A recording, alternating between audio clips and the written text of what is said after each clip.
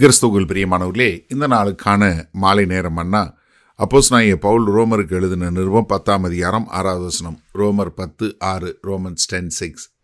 விசுவாசத்தினால் ஆகும் நீதியானது கிறிஸ்துவை இறங்கி வர பண்ணும்படி பரலோகத்துக்கு ஏறுகிறவன் யார்? இந்த தமிழ் வேதத்தில் பார்த்தீங்கன்னா முதல் வார்த்தை இதில் மொழிபெயர்க்கப்படலைன்னு நினைக்கிறேன். ஏன்னா பட்டுன்னு ஆரம்பிக்கும். நீங்கள் இங்கிலீஷ் பைபிள் வாசிச்சிங்கன்னா, ஏன்னா 5வது வசனத்திற்கும் 6வது வசனத்திற்கும் உள்ள ஒரு வித்தியாசம் காட்டக்கூடிய வார்த்தை ஆனால் அப்படின்னு சொல்லக்கூடிய வார்த்தை. ஏன்னா 5வது வசனத்தில் என்ன சொல்கிறாரு? நீ இதை செய்கிற மனுஷன், இவைகளை செய்கிற மனுஷன் இவைகளால் பிழைப்பான். ஆனால் என்ன சொல்கிறாரு? விசுவாசத்தினால் ஆகும் நீதியாவது. அப்போ ஒரு நீதி எது வருது? விசுவாசத்தினால வரக்கூடிய ஒரு நீதி. இப்போ இதை அப்போஸ்தலனாகிய பவுல் அதை பெர்சானிஃபிகேஷன் சொல்லுவாங்க இல்லையா? அதாவது அந்த விசுவாசம் எப்படி ஒரு மனிதனாக வந்தது என்று சொல்லக்கூடியதாக.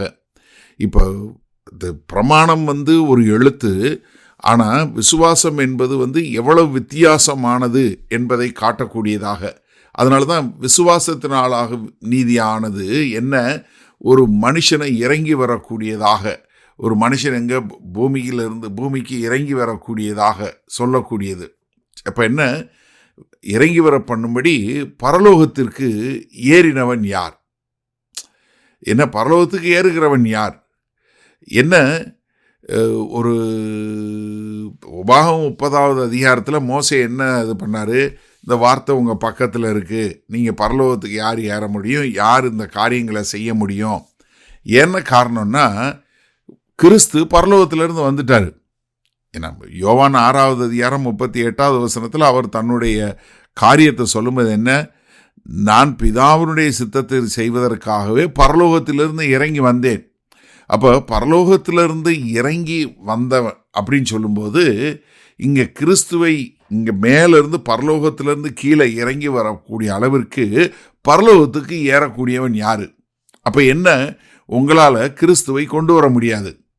நீங்கள் என்ன செய்ய தேவையில்லை. நீங்கள் ஒரு ரொம்ப இது பண்ணி உங்களுடைய ஆவிக்குரிய முறையில் ரொம்ப இது பண்ணி நீங்கள் போகணும். இல்லை நீங்கள் ஒரு பயங்கரமான ஒரு சூப்பர் ஹியூமன், இல்லை ஒரு மிஸ்டிக்கல் என்று சொல்லக்கூடிய ஒரு பயங்கரமான ஒரு காரியத்தை செய்யணும் அவசியம் இல்லை. காரணம் என்ன, கிறிஸ்து ஏற்கனவே நமக்கு கீழே வந்துட்டார். அப்போ என்ன, இங்கே அப்போஸ்தலனாகிய பவுல் சொல்லக்கூடிய கருத்து என்னன்னா, விசுவாசம் கிறிஸ்து என்ன செய்து முடித்தார் என்பதில் வைக்கக்கூடிய ஒரு காரியம். அப்போ இந்த நீதி விசுவாசத்தினால உண்டாகுது. அது நம்மளால் எளிதாக பெற்றுக்கொள்ளக்கூடியது. அது கிறிஸ்து செய்து முடித்த ஒரு காரியத்தினால உண்டானது என்று சொல்லக்கூடியதை தான் இங்கே சொல்லி கொடுக்குறாரு. ஏன்னா விசுவாசத்தினால உண்டான தேவ நீதி, பிரமாணம் நியாயப்பிரமாணம் இல்லாமல் ஒரு தேவ நீதி வெளிப்படுத்தப்பட்டிருக்குது. அது என்ன, கிறிஸ்துவின் மேல் வைக்கக்கூடிய ஒரு விசுவாசமே. சரி, இப்போ இந்த வசனத்தை நம்ம எப்படி எடுத்துக்கொள்வது? விசுவாசம் மேலே ஏறி போகிறதில்லைங்க. நான் மேலே ஏறி போய் கிறிஸ்துவை கூட கீழே கொண்டு வரணும், நான் மேல் நோக்கி போகணும், அது இல்லை விசுவாசம். விசுவாசம் என்ன, பெற்றுக்கொள்வது. நீங்கள் கர்த்தர்கிட்ட போகணும்னு இல்லை. அதாவது பிற மதங்கள் எல்லாம் என்ன செய்து, எப்படியாவது நான் பரலோகத்தில் இருக்க கடவுள்கிட்ட போகணுன்னு சொல்லக்கூடிய ஒரு காரியத்தை தேடுவது தான் பிற மதங்கள். ஆனால் கிறிஸ்தவம் இதில் தனிப்பட்டு நிற்கக்கூடியது. கிறிஸ்தவம் மட்டும் என்ன, பரலோக தேவன் இந்த பாவியான மனிதர்களை தேடி பூமிக்கு வந்தார், அதுதான். அப்போ நீங்களும் நானும் நம்மை தேடி வந்த தெய்வம் அவர் செய்து முடித்த காரியத்தில் நம்ம நிற்கும்போது என்ன பண்ணுவோம், நம்ம அவர் கொடுத்ததை பெற்றுக்கொள்வோம்.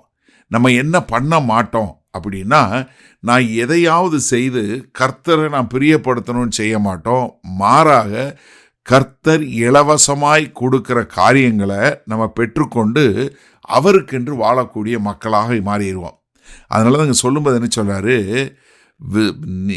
பிரமாணம் என்ன சொல்லுது, இவைகளை செய்கிறவன் இதன்படி வாழ்வான்னு. ஆனால் விசுவாசம் என்ன சொல்லுது, ஏற்கனவே செய்து முடித்தாது, அதை நீ பெற்றுக்கொள்.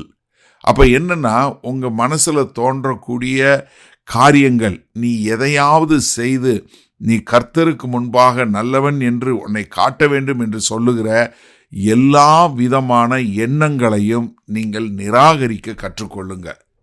ஏன்னா விசுவாசம் ஒன்று தான் உங்களை தேவனுக்கு முன்பாக நிறுத்தும். அப்போ எனக்கு அருமையானவர்களே, நம்ம நல்லா தெரிஞ்சு கொள்ள வேண்டியது, கிறிஸ்து ஏற்கனவே இறங்கி வந்து காரியங்களை செய்து முடித்துட்டாரு. அதனால நம்ம முயற்சி பண்ண தேவையில்லை.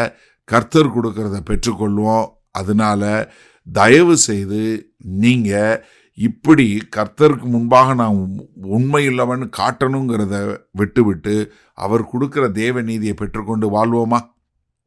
வல்ல பிதாவே, இந்த செய்தியை கேட்டுக்கொண்டு இருக்கிற ஒவ்வொரு சகோதரனும் சகோதரியும், ஆண்டவரே, நீங்கள் தேவனுக்கு முன்பாக நிரூபித்து காட்ட வேண்டும், இதை செய்து காட்ட வேண்டும் என்று சொல்லக்கூடிய அந்த மனித இயல்பு வரக்கூடிய எல்லா காரியங்களையும் அகற்றிவிட்டு கிறிஸ்துவை மாத்திரம் விசுவாசித்து அந்த தேவநீதியை பெற்று தேவனுக்கென்று வாழ ஒப்புக் கொடுக்கிறோம். இயேசு கிறிஸ்துவின் மூலம் பிதாவே, ஆமேன்.